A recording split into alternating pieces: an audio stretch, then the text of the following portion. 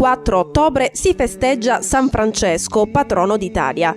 Figlio di un ricco mercante di stoffe e di una nobile, condusse da giovane una vita mondana. Partecipò alla guerra tra Assisi e Perugia. Fu fatto prigioniero, ma quell'esperienza lo sconvolse al tal punto da indurlo a cambiare stile di vita. Gravemente malato, dopo un anno di prigionia, ottenne la libertà dietro il pagamento di un riscatto eseguito dal padre. Tornato a casa, si rimise. Il padre, irritato per i mutamenti del figlio, decise di privarlo dell'eredità. Così Francesco si spogliò dei suoi abiti dinanzi al vescovo di Assisi, rinunciando così agli averi del padre. Si convertì al Vangelo, dedicandosi a opere di carità tra i lebbrosi. Tornato ad Assisi, Francesco iniziò la sua predicazione raggruppando intorno a sé 12 seguaci che divennero i primi confratelli del suo ordine e lo elessero superiore.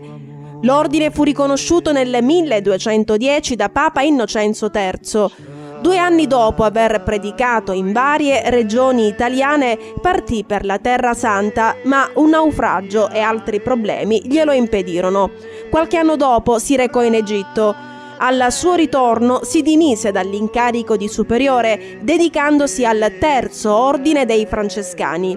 Nel 1224 ricevette le stigmate. Vicino alla morte, San Francesco da Siena si fece riportare ad Assisi, dove morì il 4 ottobre 1226.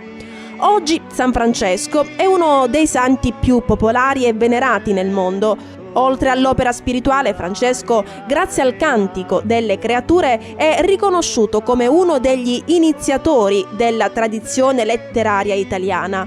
Il cardinale Giorgio Mario Bergoglio, eletto Papa nel conclave del 2013, ha assunto il nome pontificale di Francesco in onore del Santo di Assisi, primo nella storia della Chiesa.